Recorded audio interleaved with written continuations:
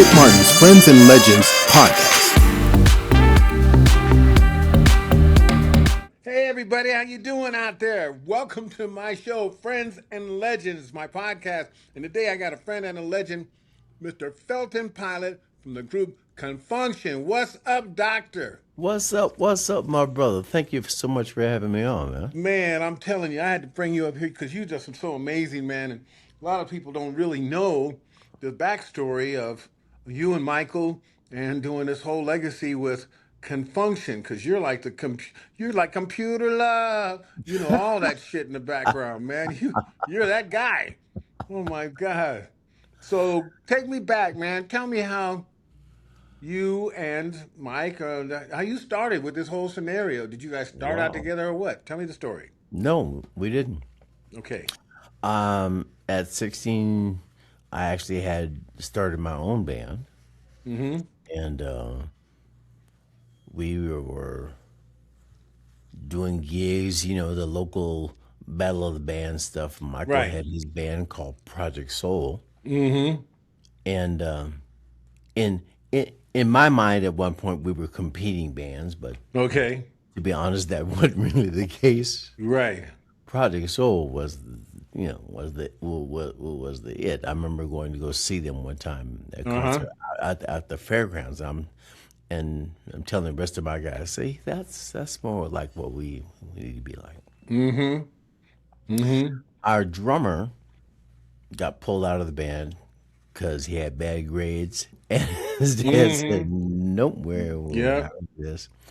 And so, rather than go through the finding somebody else, I just disbanded the whole thing. Mm-hmm. Um, um, that was in 1970, right? Mm-hmm. Um, a year before, Michael had borrowed me to play a concert with the Soul Children. There was Mm-hmm. a Memphis recording act, and they were coming out to California to do a concert. And Project Soul's manager had arranged for Project Soul to be their backup band at the Oakland Mm-hmm. Auditorium, right? And they Mm-hmm. and they borrowed me from my band to play trumpet and additional keyboards, right? Uh-huh. So we worked together in that sense. And when Michael had heard that my band broke up, he popped up on my doorstep. Dude, man, I heard your group broke up. Would you consider joining us? I'm like, let me think about it. Yeah, Okay. and Yeah. immediately yes. So Wow. so then I joined Project Soul. I joined the Project Soul Review. Mm-hmm. Okay, let's talk about that for a second. The Project Okay. Soul Review consisted of the 7 musicians, or no, I think it was 8. We had a percussion player. Plus, we Mm-hmm. had a featured male vocalist. We had a featured female vocalist. We had a Mm-hmm. featured singing group, and Oh, a wow. and an MC comedian. And the Project Soul Review would put on a whole like 3-hour Wow. Okay. show, right? Mm-hmm. And we were one of the highest paid local acts in the Bay Mm-hmm. Area. Right. Mm-hmm. Um, in '72, the Soul Children came back into town, and they were performing at a place called the Showcase Lounge in Oakland, Mm-hmm. California. And Michael and I arranged. At that point, I'm too young to be in a nightclub, but Mm-hmm. we managed to sneak in, and we watched the show. And we talked to Norman West, the leader of the Soul Children, Mm-hmm. after the show. He remembered us. He was very glad to see us. And he asked us, well, what are you guys doing now? And I don't remember who said it. It was either Michael or me. And one of us said, oh, well, we were just waiting around to be your backup band. Uh-huh. He's like, really?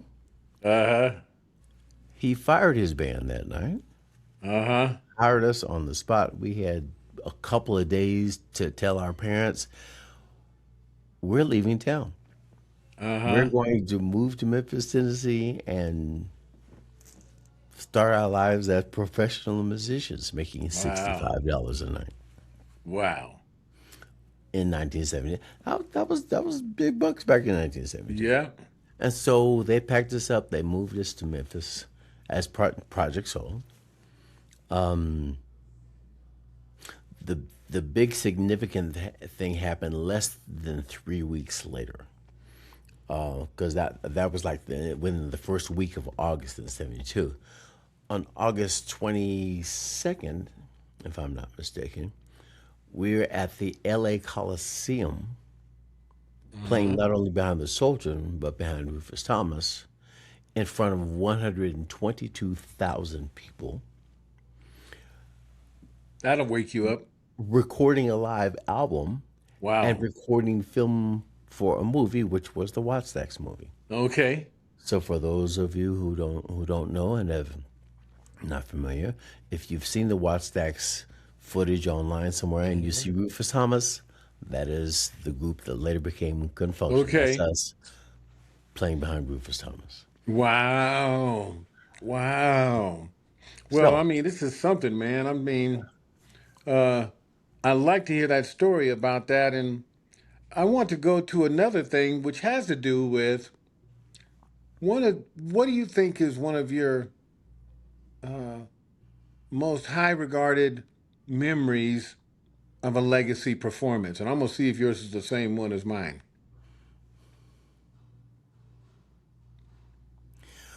well, it wasn't just about Confunction. Um, Back in 2000, if I'm not mistaken, we put together this thing called United We Funk. Hey, there it is, man. What? And man, That that was was crazy, dude. for those who didn't get a chance to see it. Tell them about it. Oh man, okay. So the concept was that we were going to put five legendary Yep. old school groups on stage at the same time. Right. Dressed So, out the same. I mean, uh, dressed out as one band. right. Right. So Mm-hmm. we used the Barkays as the core band, Mm-hmm. and then we got you and Bobby Harris to Mm-hmm. represent. Oh, and Marlon And Marlon. Yep. to represent. The jazz Oh no, band. no, and was Raymond. Nathaniel and Raymond, right? Right. Um, um, Charlie Wilson was Yep. there, and he brought with him Calhoun. Yep. We had Mary Davis and Rauf Abdul. Abdul and their Rauf. guitar player, and I'm forgive Right. me, I From can't, SOS band. Was it Reggie? Yep. Reggie. Reggie from the Yep. SOS band. Um, yeah, the Barkays.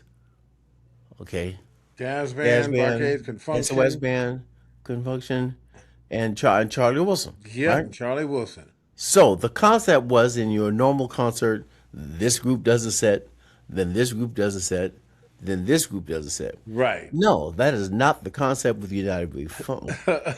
Our first song was fun.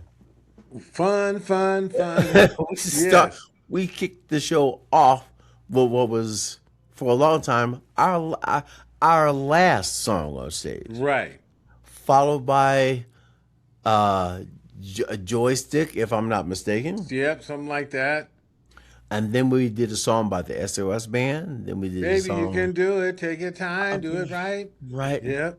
And then a song by the Barkays, and then a Yep. song by Charlie Wilson. Then we start all And over we again. just said, yep. It was just, it must have been 30 of us on the stage. Okay, Something this like that.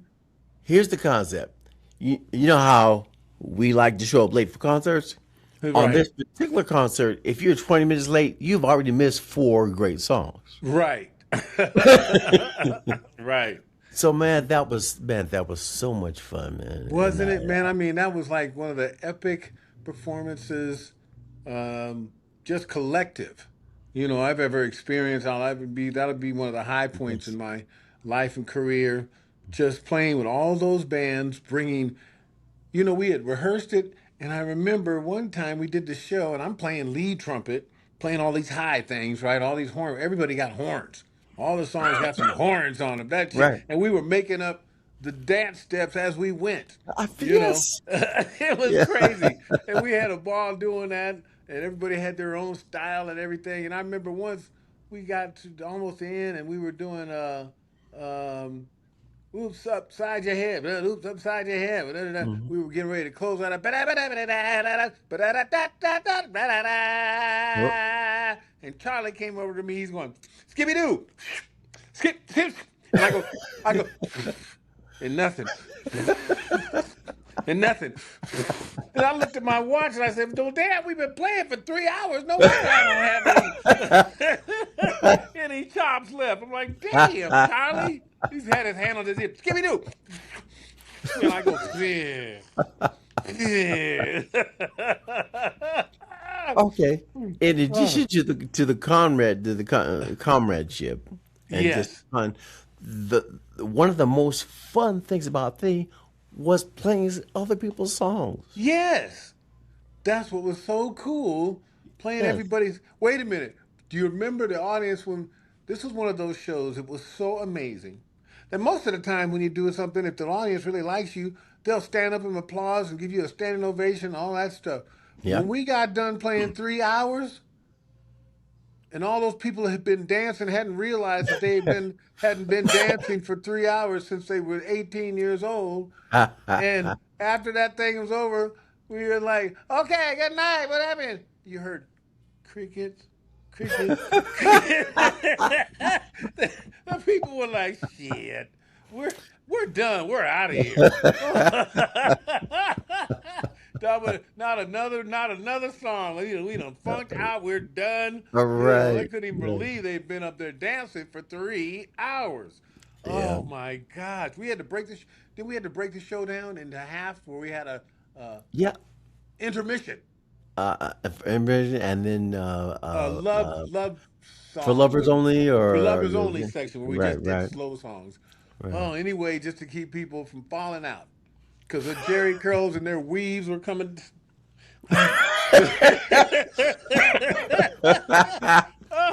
Oh, Yeah, oh, man. that was crazy, man. I love that. We had this guy named Shamaka. God bless him. Shamaka's gone.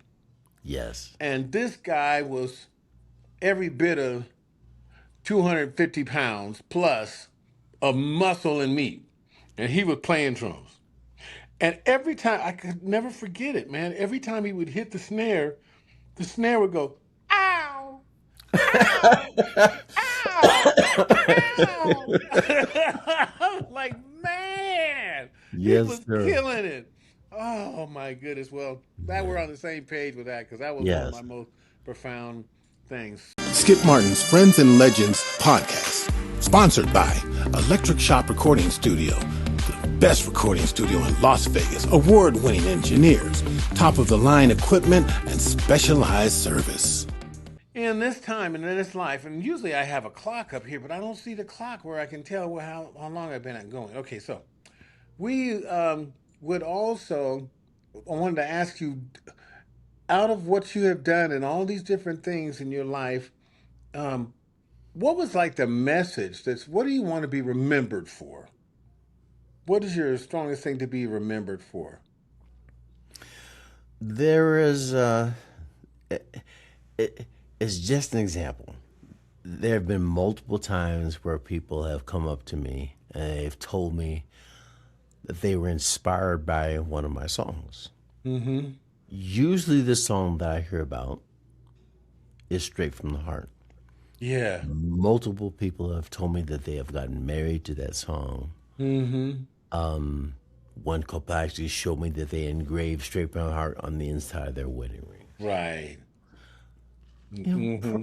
probably, that one thing alone, that's something I wrote has inspired love, inspired a connection with people. And I'm good with that, man. Mm-hmm. That's a good I thing. really am. Leaving a little something and that, and be inspired by what other, you know, when other people give you gratification and tell you how much it means to them. Um, Yes. we're going to do a show in Cleveland, where the Daz band, I think in Ohio, players something, and they're celebrating like 50 years or something of that nature. And I've since I have kind of stepped down from being out with the Daz band, I wanted to go back, and I said, well, I'm not doing that anymore, so I'm gonna let them have that and do that. And one of my friends came to me, and it's a lady friend. She was the daughter of one of our first managers, Sonny Jones, Hmm. and Pam Jones. She looks just like him.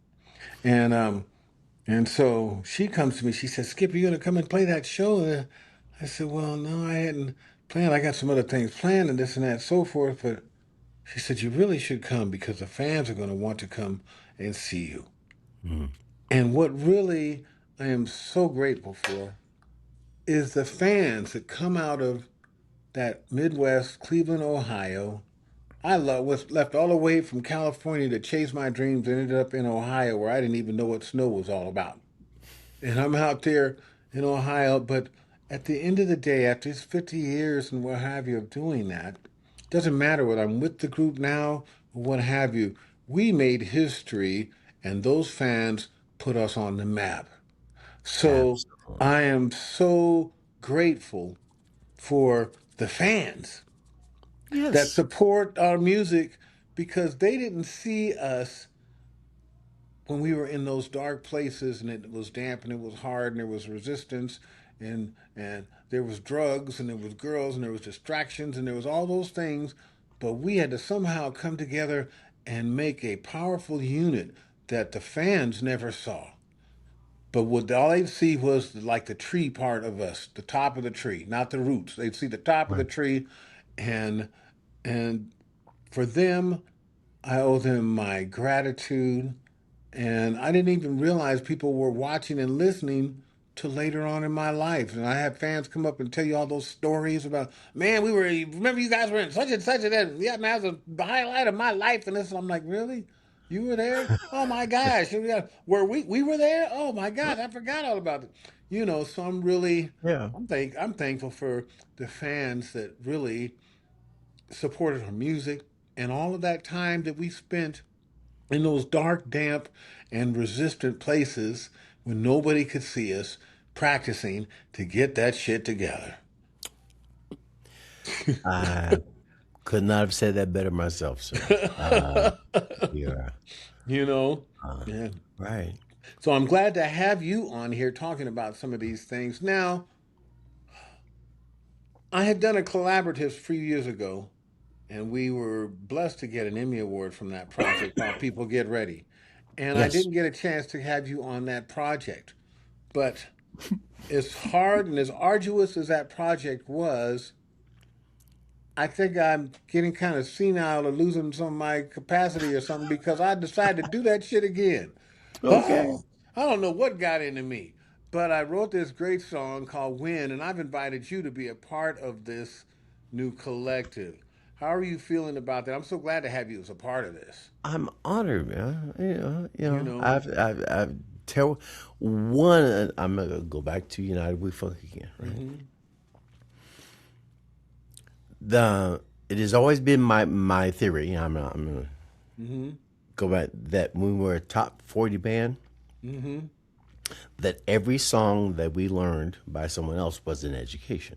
Right? We hmm didn't know it we didn't know it at the time, hmm but every song that we learned taught us something about arranging, hmm production, hmm musicianship, you know, hmm uh, all that.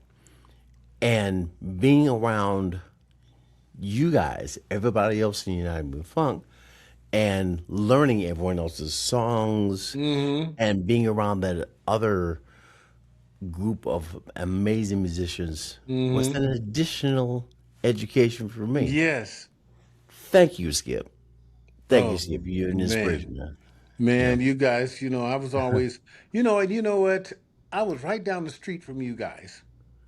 And had I Doesn't run matter. into you on my way to San Jose from Sacramento, history might have rewritten itself a whole nother way, you know? But I was Good point. really blessed and we got a chance. I didn't realize till later on that you guys were like Vacaville right down the street from me So did you ever hear my band called East Wind Band? No.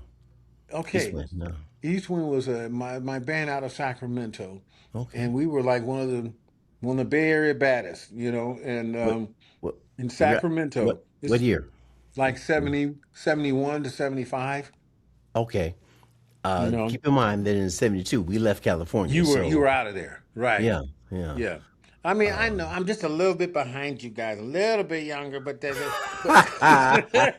Right, right. yeah, but I had some great mentors to follow. That's why when I heard you guys and got a chance to meet you, I had been playing fun, fun, fun, but I already do the horn parts because I'm growing up playing those things in the house band. All right. Well, So thank you. all of that Thank you. stuff, so, you know, I wasn't being gay or shit. I was just happy to see. I'm like, hi, and Michael and Felton. Hi, how you guys? I'm just over here. Because I was just so enamored by what I had heard and grew up with what you guys were doing. Thank you, Um, man. Thank you. One of the other things I'm going to ask you as we get towards the end of this, I wanted to know what is your definition of music to you? Wow. Definition of music. Um,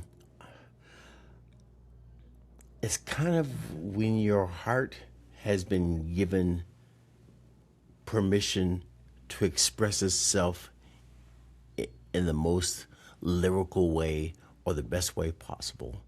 What comes out Mm. is music. Wow, you know what? You're very aligned with my my definition. Very aligned with that. My definition of music is the sound of a soul singing. Okay. All right. Okay, because everybody's got a soul, and no matter what it is that you don't have to be a prolific singer or prolific. Uh, Bob Dylan will let you know that. Well, I'm gonna tell you that, but that Joker has got some great hit songs. A- Okay, Absolutely. all right. So, Absolutely. so it's really not about it and the skill of it. It's the essence of the spirit of the individual, and that music is a language. It's the sound of our lives, and everybody's got a soul. Even animals, they have souls. You Yes. know, and when the dog hears some music, he goes, oh, ah! He's singing to that music. So, that's I appreciate your definition because that's very aligned. So, where can people reach out to you, Felton, if they want to Um, get in touch with you and see your shows and your music and celebrate that? um, um, confunctionusa.com will be the website where you can catch where our shows are going to be. Since I'm the only Felton pilot in the United States, Mm-hmm.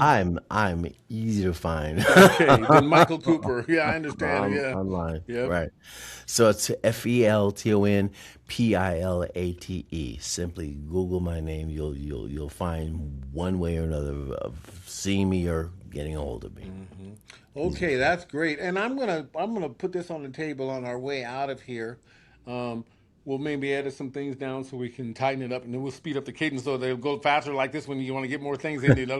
Okay, so so anyway, I want to put this on the table for today's artists and even old school artists, especially old school artists that have come through the channels of recording their music. Then you put it on records, you get mechanical royalties, and you get all of that shit is come and gone. It's away. But the new way of doing it for us to make something happen in projects and get some paid from it is by direct. Yes. Tell other artists, old school artists, what have you, put that on your website by direct. And then say you have uh, 40,000 fans. Say you have 80,000 fans. You go to your Instagram, you have 85K or whatever, however, 14K, whatever it is that you've got. And just say, look, if you guys like my music, support me. Hello. I'm gonna sell you a song for $1. All you got to do is just give me $1 for the song. Hello. And if you have 8,000 fans, that's $8,000 and the connection to that fan to resell the next one. Totally That's agree. where Yeah, that's where we are today. And I amazing. want to pass that message on to my other artists out there. Buy direct buy, have your fans buy from you direct, and sell them a song or a whole album for $1 Yep. from Cash App, from PayPal, from this one, from that one, from whatever those things, and they can just go bloop bloop and send it to you, and boop boop, and you can send it out to them, and so forth and so on in a digital form or whatever. Not only do they get the music, but they get the contacts, so you can continue to service your fans again. And at the end of the day, all we need to survive is our own fan base, and forget all that other record company and digital and Spotify and this and that. So if you don't need, oh, okay, you know what I'm gonna say. So at Yeah, any rate, I that's got what you. time it is. All right. Absolutely.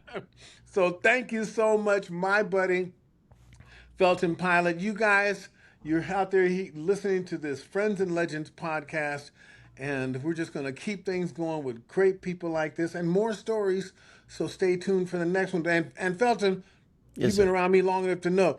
Remember my phrase before we leave. What's my phrase? Don't Play play no no game.